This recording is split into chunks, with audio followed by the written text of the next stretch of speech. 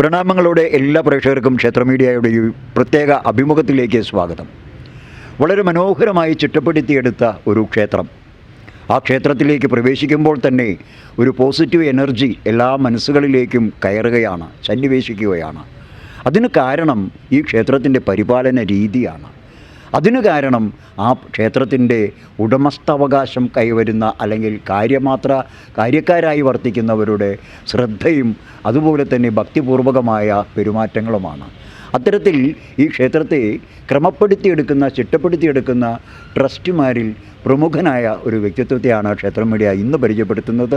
അത് നമ്മുടെ ആരാധ്യനായ, ഒരു മുഖവരയുടെ ആവശ്യമില്ലാത്ത, എല്ലാ രംഗങ്ങളിലും തൻ്റേതായ വ്യക്തിമുദ്ര പതിപ്പിച്ചിട്ടുള്ള ഡോക്ടർ ടി വിനയകുമാർ എന്ന ട്രസ്റ്റിയെയാണ് ഇന്ന് ക്ഷേത്ര മീഡിയ പരിചയപ്പെടുത്തുന്നത്. നമസ്കാരം സാർ. നമസ്കാരം. വളരെ സന്തോഷത്തോടു കൂടിയാണ് അങ്ങയുടെ മുമ്പിൽ ഞങ്ങൾ നിൽക്കുന്നത്. കാരണം ക്ഷേത്ര മീഡിയയിലൂടെ ഈ ഒരു അഭിമുഖത്തിൽ കൂടെ ഞങ്ങൾ അങ്ങയിലൂടെ കേൾക്കാൻ ഉദ്ദേശിക്കുന്നത് എന്താണ് ഈ ക്ഷേത്രത്തിൻ്റെ ഈ ഒരു ചിട്ടയോടുകൂടി, ക്രമത്തോടുകൂടി ഈ ക്ഷേത്ര സംവിധാനങ്ങളെല്ലാം ഇങ്ങനെ മുന്നോട്ട് പോകുന്നതിൻ്റെ പിന്നിലെ രഹസ്യം എന്താണ്? തീർച്ചയായിട്ടും ഒരു ട്രസ്റ്റി എന്ന നിലയിൽ അങ്ങേക്ക് പറയാൻ സാധിക്കും. ഈ ക്ഷേത്രമായിട്ടുള്ള എൻ്റെ ബന്ധം, ഞാൻ 2 വയസ്സ് മുതൽ ഈ ക്ഷേത്രത്തിൽ സ്ഥിരമായി വരുന്ന ഒരാളാണ്. എൻ്റെ വല്യമ്മമാർ 2 പേര്, അവരെല്ലാവരും എന്നെ കൈ പിടിച്ച് നടത്തിക്കൊണ്ട് വരും. എൻ്റെ വീട് ഇവിടുന്ന് വളരെ അടുത്താണ്, 3ാമത്തെ വീടാണ്. അന്ന് ഇവിടെ കുന്നാണ്, ഒരു കുന്നുംപുറമാണ്. ഈ കുന്നുംപുറം വീട്ടിൽ നിന്ന് നടന്നിങ്ങനെ വരാം. അപ്പോൾ അങ്ങനെ വന്ന് ശീലിച്ചിട്ട് ഉള്ള ആളാണ് ഞാൻ. ഇന്നും മുടങ്ങാതെ എല്ലാ ദിവസവും ക്ഷേത്രത്തിലെത്തുന്ന ആളാണ്. അപ്പോൾ ഇതിൻ്റെ എല്ലാ ഘട്ടങ്ങളും, ഉയർച്ച താഴ്ചകളെല്ലാം, അതിൻ്റെ വളരെ ദയനീയമായ അവസ്ഥയും ഇന്നത്തെ മഹനീയമായ അവസ്ഥയും രണ്ടും കാണാനുള്ള ഭാഗ്യം എനിക്കുണ്ടായിട്ടുണ്ട്. അത് തെക്കേടപ്പൻ്റെ ഒരു അനുഗ്രഹമായിട്ടാണ് ഞാൻ കണക്കാക്കുന്നത്. ഞാനിവിടെ വെണ്ണല ഗവൺമെൻറ് ഹൈസ്കൂളിൽ മലയാളം മീഡിയം പഠിച്ച ഒരു വിദ്യാർത്ഥിയാണ്. ഞാൻ അവിടെ നിന്ന് പോയിട്ട് ഇപ്പോൾ ഒന്ന് public relations council of India എന്ന് പറയുന്ന മഹാപ്രസ്ഥാനത്തിൻ്റെ 60 ചാപ്റ്ററുകളുള്ള ഇന്ത്യയിലെ കമ്മ്യൂണിക്കേഷൻ രംഗത്തുള്ളവരുടെ ഏറ്റവും വലിയ കൂട്ടായ്മയുടെ ഞാൻ ഗവേണിംഗ് കൗൺസിൽ ചെയർമാനാണ്. ആദ്യമായ ഒരു മലയാളി അവിടം വരെ എത്തുകയാണ്. ഇതെല്ലാം ഭഗവാന്റെ കടാക്ഷമല്ലാണ്, മറ്റെന്താണെന്ന് പറയാനാണ്. അപ്പോൾ അങ്ങനെ നിരവധി രംഗങ്ങളിൽ എനിക്ക് ശോഭിക്കാനുള്ള അവസരം, ഭാഗ്യവും ഭഗവാൻ തന്നിട്ടുണ്ട്. അപ്പോൾ ഈ ക്ഷേത്രത്തിൻ്റെ വളരെ ജീർണാവസ്ഥയിലായിരുന്ന ക്ഷേത്രം ഞങ്ങളുടെ ചെയർമാൻ്റെ നേതൃത്വത്തിൽ, TGN കുമാറിൻ്റെ നേതൃത്വത്തിലാണ് ഈ ക്ഷേത്രം പുനർനിർമ്മാണം തുടങ്ങിയത് 2008-ൽ. ഞാൻ അതിൻ്റെ 2008 മുതൽ ക്ഷേത്രത്തിൻ്റെ പുനരുദ്ധാരണം കഴിഞ്ഞ് തുടങ്ങുന്നതുവരെ ഞാൻ അതിൻ്റെ കൺസ്ട്രക്ഷൻ കമ്മിറ്റിയുടെ ചെയർമാനായിരുന്നു. അപ്പോൾ അങ്ങനെ ഒരു ഭാഗ്യം എനിക്ക് കിട്ടിയിട്ടുണ്ട്. അതിനുശേഷം ഇത്രയും കാലം ഞാൻ ട്രസ്റ്റിയായിരുന്നു.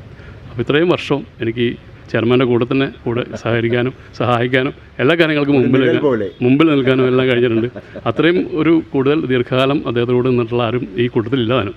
അപ്പോൾ അതൊരു മഹാഭാഗ്യമായിട്ടാണ്, വേറൊരു ഭാഗ്യമായിട്ടാണ് ഞാൻ കണക്കാക്കുന്നത്. കാരണം അദ്ദേഹത്തിൻ്റെ ആ ദീർഘദർശിത്വം, അദ്ദേഹത്തിൻ്റെ ആ സ്പോട്ടായിട്ട് ഡിസിഷൻ എടുക്കാനുള്ള കഴിവ്, അതെല്ലാവർക്കും ഇല്ല. എല്ലാവരും ആലോചിക്കും, അങ്ങനെ വേണോ ഇങ്ങനെ വേണോ. ഇതങ്ങനെ ഒരു സംശയത്തിന് അവകാശമേ ഇല്ല. അദ്ദേഹം ഒരു കാര്യം തീരുമാനിച്ചാൽ നടപ്പാക്കിയിരിക്കും.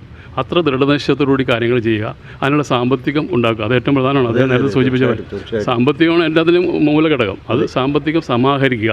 ഞാനൊക്കെ അദ്ദേഹത്തെ തൊട്ട് വന്നിട്ടുണ്ട്, എന്തെങ്കിലുമൊക്കെ ചെറിയ കാര്യങ്ങളോട് ചെയ്തിട്ടുണ്ടെന്നല്ലാണ്ട് നമുക്കൊന്നും അതിലേക്കുള്ള അവകാശപ്പെടാനില്ല. പക്ഷേ അദ്ദേഹം വളരെ നിഷ്ഠയോടുകൂടി ഒരു കാര്യം ആദ്യമേ തന്നെ തീരുമാനിച്ചിരുന്നു. ഞങ്ങൾ ആരുടെയും പേരിവിടെ എഴുതി വയ്ക്കില്ല.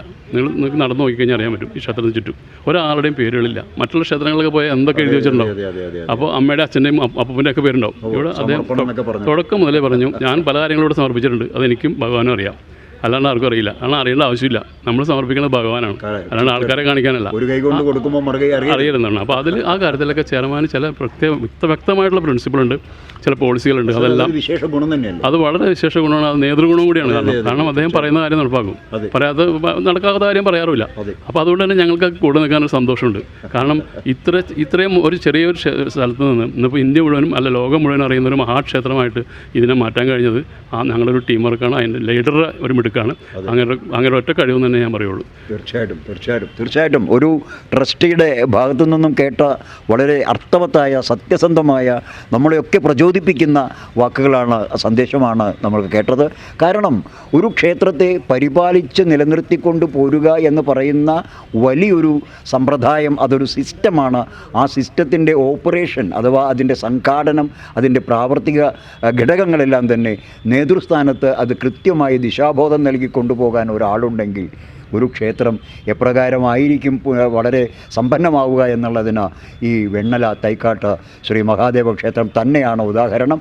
ദൃഷ്ടാന്തമായി നമുക്ക് ചൂണ്ടിക്കാണിച്ചു കൊടുക്കാം ഈ ക്ഷേത്രത്തിൻ്റെ പരിശുദ്ധി. അതായത് ഇവിടെ വരുന്നവരുടെ മനസ്സും ശരീരവും ശാന്തമാകുന്നുവെങ്കിൽ അതിൻ്റെ പിന്നിൽ ഈ ഒരു വിശുദ്ധി തന്നെയാണ്. അതിന് ഈ പ്രേക്ഷകരോട്, ഇത് കാണുന്ന പ്രേക്ഷകരോട് എന്താണ് അങ്ങേക്ക് പറയാനുള്ളത്? ഇവിടെ ധാരാളം സെലിബ്രിറ്റികൾ, നമ്മൾ സെലിബ്രിറ്റികൾ എന്ന് വിളിക്കുന്ന അറിയപ്പെടുന്ന ആൾക്കാർ ധാരാളം പേര് സന്ദർശിച്ചിട്ടുണ്ട്. ഞാൻ പലപ്പോഴും അവരോട് കൂടെ സംവദിക്കാനും സംസാരിക്കാനും ഒക്കെ എനിക്ക് അവസരം കിട്ടിയിട്ടുണ്ട്. ക്ഷേത്രത്തിൽ വന്നിട്ടുണ്ട്, അവർ പ്രാർത്ഥിച്ചിട്ട് പോയിട്ടുണ്ട്, പിന്നെ തിരിച്ചും വന്നിട്ടുണ്ട്. അപ്പോൾ അവർക്ക് തിരിച്ചു വരുമ്പോൾ അവരെന്താണ്, അവർ വിചാരിച്ച കാര്യങ്ങൾ സാധിച്ചിട്ടാണ് വരുന്നത്. അപ്പോൾ അങ്ങനെ നമ്പി നാരായണൻ, ശ്രീശാന്ത്, മോഹൻലാൽ തുടങ്ങി എണ്ണമറ്റ, മോഹൻലാലൊക്കെ ഇവിടുന്ന് തൊഴുത് പോകുമ്പോൾ എന്നോട് പറഞ്ഞത് എനിക്ക് കിട്ടിയൊരു വൈബ് അത് വളരെ വളരെ അനുഭവം തന്നെയാണെന്നാണ് പറഞ്ഞത്. അപ്പോൾ അങ്ങനെ ആ ഒരു ഒരു ഒരു ഇത് ഭഗവാന് കൊടുക്കാൻ പറ്റുന്നതെന്ന് പറഞ്ഞാൽ നമുക്ക് ഈ ക്ഷേത്രത്തിൽ വന്ന് പോകുമ്പോൾ കിട്ടുകയെന്ന് പറഞ്ഞാൽ അതിൽ കൂടുതൽ എന്താണ് വേണ്ടത് നമുക്ക് എന്ന് മാത്രമല്ല, ഈ ക്ഷേത്രത്തിൻ്റെ വേറൊരു പ്രത്യേകത എന്താണെന്ന് വെച്ചാൽ ഇത് കിരാതമൂർത്തിയാണെങ്കിലും വളരെ ശാന്തസ്വരൂപനാണ്. അപ്പോൾ ശാന്തസ്വരൂപനായതുകൊണ്ട് തന്നെ പാർവതി ദേവിയുടെ പ്രതിഷ്ഠയും കൂടി ഇവിടെയുണ്ട്. പക്ഷേ എറണാകുളത്തിലോ മറ്റുള്ള അമ്പലങ്ങളിലും അതില്ല, ഉഗ്രരൂപിയാണ്. അതാണ്. അപ്പോൾ അതുകൊണ്ട് ഇവിടെ പല വിശേഷപ്പെട്ട പൂജകളും വഴിപാടുകളൊക്കെ നടക്കുന്നുണ്ട്. ഉമാമഹേശ്വര പൂജ, ഉമാമഹേശ്വര പുഷ്പാഞ്ജലി, പിന്നെ പാശുപതാസ്ത്ര ത്രയംബകാർച്ചന, അത് മറ്റ് ക്ഷേത്രങ്ങൾ, വളരെ കുറച്ച് ക്ഷേത്രങ്ങളുള്ള ഒരു വഴിപാടാണ്. അങ്ങനെയുള്ള സാധനങ്ങളെല്ലാം ഇവിടെ നടക്കുന്നുണ്ട്. അപ്പോൾ അതൊക്കെ ആൾക്കാർ ധാരാളം ഭക്തർ അനുഭവം കിട്ടിക്കൊണ്ട് അവർ വീണ്ടും വീണ്ടും ചെയ്യുന്നുണ്ട്. ശരിക്കും പറഞ്ഞാൽ നമുക്കതുകൊണ്ട് നമുക്ക് പലർക്കും നല്ലൊരു കാര്യം ചെയ്യാൻ കഴിയും. നമ്മൾ ഈ സേവനത്തിലൂടെ, ഈ ക്ഷേത്രത്തിൽ നമ്മൾ ഭജിക്കുന്നതിലൂടെ, നമ്മൾ ഈ ഭഗവാനെ സേവിക്കുന്നതിലൂടെ മറ്റുള്ളവർക്ക് കൂടി ഗുണം ചെയ്യാൻ പറ്റുന്നു, മറ്റുള്ളവർക്ക് കൂടി സഹായം ചെയ്യാൻ പറ്റുന്നു, എന്ന് ഇൻഡയറക്റ്റ് ആയിട്ട് ചെയ്യാൻ പറ്റുന്നു എന്നുകൂടി ഒരു സാറ്റിസ്ഫാക്ഷൻ, ഒരു സംതൃപ്തി ഇതിനകത്ത് കിട്ടുന്നുണ്ട്. തീർച്ചയായിട്ടും മറ്റുള്ളവർക്കായി സ്വജീവിതം സമർപ്പിക്കുന്നവരാണത്രേ വിവേകികൾ എന്ന് പറയുന്നത്. ആ വിവേകികളുടെ കൂട്ടത്തിൽ പെടുന്നു നമ്മുടെ ആരാധ്യനായ ട്രസ്റ്റി ശ്രീ വിനയ് കുമാർ സാർ. ഏതായാലും ഞങ്ങൾക്ക് വേണ്ടി ഇത്രയും സമയം ചെലവഴിച്ച് ഈ ഒരു മഹത്തായ സന്ദേശം ലോകത്തിന് നൽകിയ, ക്ഷേത്ര മീഡിയയിലൂടെ നൽകിയ ഞങ്ങൾക്കും സംതൃപ്തിയുണ്ട് സാർ. ക്ഷേത്ര മീഡിയയെക്കുറിച്ച് അങ്ങയുടെ അഭിപ്രായം എന്താണ്? ക്ഷേത്ര മീഡിയ എന്ന് എല്ലാവരും അറിയപ്പെടുന്ന ഒരു മീഡിയയാണ്.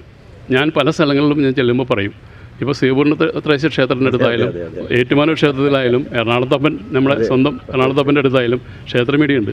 ക്ഷേത്ര മീഡിയ ഇല്ലാത്ത ഒരു ക്ഷേത്ര ഉത്സവം ഇല്ല എന്നുള്ള സ്ഥിതിയിലേക്കായി. ഇനിയും ക്ഷേത്ര മീഡിയയ്ക്ക് ഭാവങ്ങൾ ആശംസിക്കുന്നു. ഭാവി ഉണ്ടാവട്ടെ, എല്ലായിടത്തും നിറഞ്ഞു നിൽക്കട്ടെ എന്നാണ് എനിക്ക് പറയാനുള്ളത്. തീർച്ചയായും ഇത് ഞങ്ങൾക്ക് കിട്ടുന്ന വലിയൊരു ബഹുമതിയാണ്. ക്ഷേത്ര മീഡിയ നിങ്ങളാണ് ഞങ്ങളാക്കിയത്.